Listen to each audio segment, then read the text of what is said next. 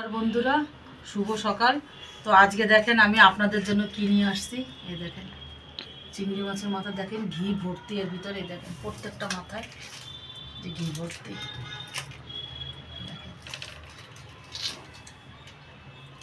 তো বন্ধুরা এই মাথাটা না, এই এখন ঠান্ডা চলে যাচ্ছে, এই এখনই একটু ভালো পাওয়া যাবে, বাকি গরমের সময় না ঘিগুলো পুরো গলে যায় গরমে। তো চলেন মাথাটা তাহলে পরিষ্কার করে নিই। এই দেখেন মাথাগুলো কিভাবে কাটতে হয়। এই যে আছে প্রথমেই এই যে এই পাগুলো এমনি করে কেটে নিতে হয়, কেটে নিয়ে তারপরে এই যে মুখের কাছে এইটা এইভাবে কেটে দেবেন। কেটে দিলে এই যে খোসাটা এইভাবে ছাড়ানো হয়ে গেল। এবার এই যে মাথার এই সাইডটা আছে না, এই সাইডটায় কিন্তু চিংড়ি মাছের নোংরা থাকে। এই দেখেন এই যে হয়ে গেল আমার মাছটা কাটা। এই বন্ধুরা কাটা অনেকই সহজ, জানলে পরে, যারা জানে না তাদের তো সঙ্গে থাকবেন, ভিডিওটা পুরো দেখবেন। আমি আগে মাছটা কাটি, তারপরে দেখি মাছটা দিয়ে কি করা যায়। বন্ধুরা মাছগুলো আমার এই দেখেন মাথাগুলো কাটা হয়ে গেছে। এই যে আমি এইভাবে জলে না, এইভাবে বন্ধুরা হালকাভাবে এইভাবে ধুতে হয়, তা নাহলে এই যে ঘিগুলো আছে না, ঘিলুগুলো সব বেরিয়ে যাবে। আমি আগে দুবার ধুয়ে নিয়েছি, এই যে ধুয়ে নিচ্ছি লাস্টবার।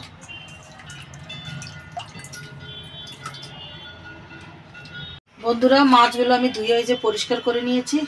আমি এবার এদিকে কড়াইটা বসিয়ে দিয়েছি, কড়াইটা গরম হয়ে গেছে। কড়াইতে আমি সরষের তেল দিয়ে দেবো।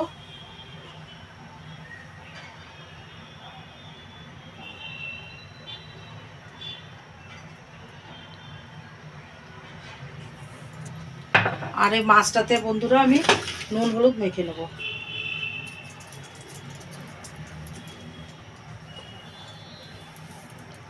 বন্ধুরা কমেন্ট করে জানাবেন এই মাছটা দিয়ে আর কি রান্না করলে বেশি ভালো হয়, ঠিক আছে?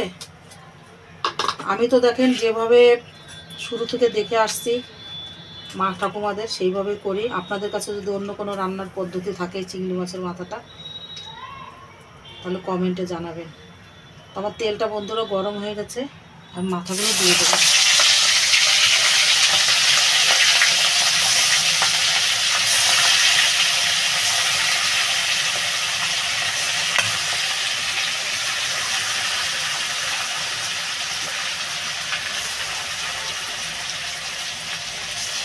একবারে সব মাথাগুলো আসবে না, যার জন্য আমি দুইবারে করে মাথাগুলো ভাজবো।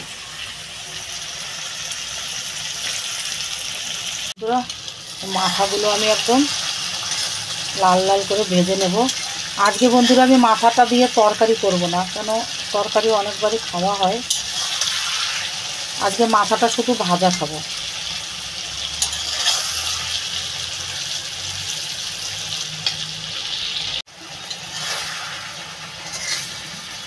বন্ধুরা এই যে মাছের মাথা ভাজা না, এইটা দিয়েই জানেন তো এক থালা ভাত খেয়ে নেওয়া যায়।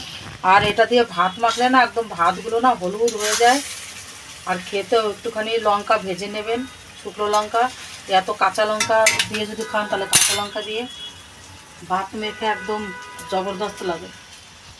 বন্ধুরা আমার এই মাথাগুলো ভাজা হয়ে গেছে, আমি এগুলো তুলে নেব। এবার আমি হাতা দিয়ে এগুলো তুলবো, কেন কি ঘিলুগুলো এতে অনেকটা রয়েছে না, আর ওইটা দিয়েই ভাত মেখে খেতে বেশি ভালো লাগবে।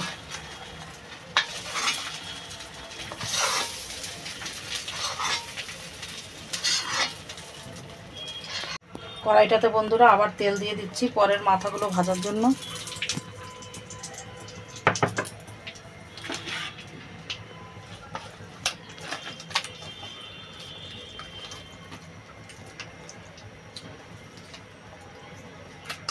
কত দূরের থেকে বন্ধুরা আসছে মাথাগুলো।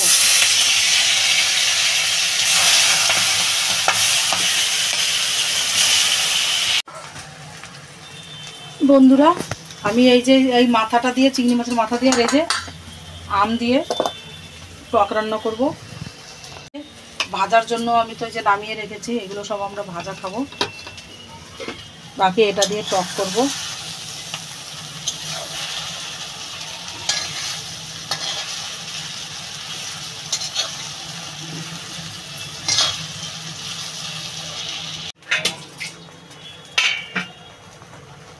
বন্ধুরা এই মাথাটা আমি টকে দেব, তো আমি এটা নামিয়ে নেব।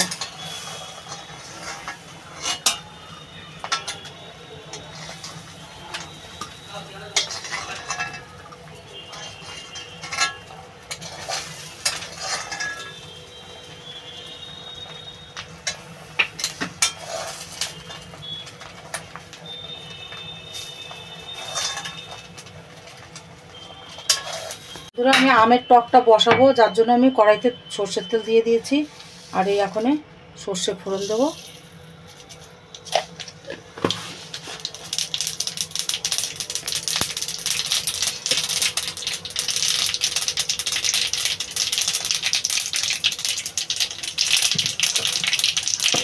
বন্ধুরা এটা একটু ডলে দেবো, ডলে দিলে কী হবে জানেন তো, সেন্টটা ভালো আসে।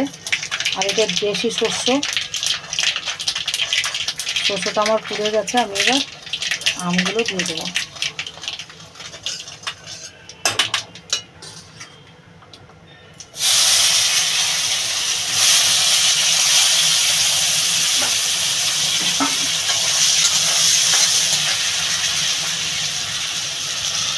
আমি স্বাদ মতো লবণ দিয়ে দিলাম, আর পরিমাণ মতো হলুদ দিয়ে দেবো।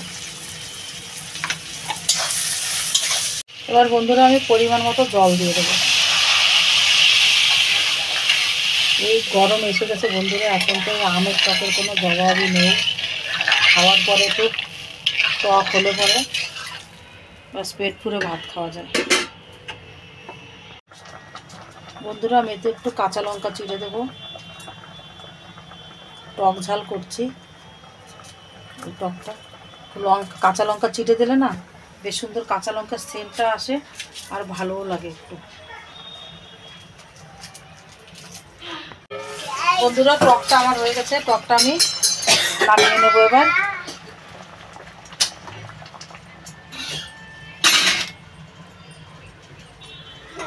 আপনারাও বন্ধুরা এরকম করে বানিয়ে খাবেন। এ যারা খাননি একবার জরুর বানিয়ে খাবেন বন্ধুরা, এ অনেক টেস্টি, না খেলে বুঝতে পারবেন না। বন্ধুরা এই যে এগুলো আমি ভাজা খাওয়ার জন্য রেখেছি, আর এই যে করলাম চিংড়ি মাছের মাথা দিয়ে আম দিয়ে টক। তো আপনারাও এইভাবে বাড়িতে করে খাবেন। আর ভিডিওটা যদি ভালো লাগে তাহলে লাইক শেয়ার কমেন্ট করবেন। আর যেসব ভাই বোনেরা এখনও পর্যন্ত সাবস্ক্রাইব করেননি তারা প্লিজ সাবস্ক্রাইব করে দেবেন। আর এরকম করে চিংড়ি মাছের মাথা যারা কোনোদিনও খাননি একবার এনে জরুর এরকম রান্না করে খাবেন, এবং কমেন্ট করে জানাবেন চিংড়ি মাছের মাথা দিয়ে। আর যদি কোনো আপনাদের কাছে রেসিপি থাকে তাহলে কমেন্টে জানাবেন, আমিও দেখানোর চেষ্টা করব। তো ভিডিওটা আর বড় করছে না, ভিডিওটা এখানেই শেষ করব। নমস্কার।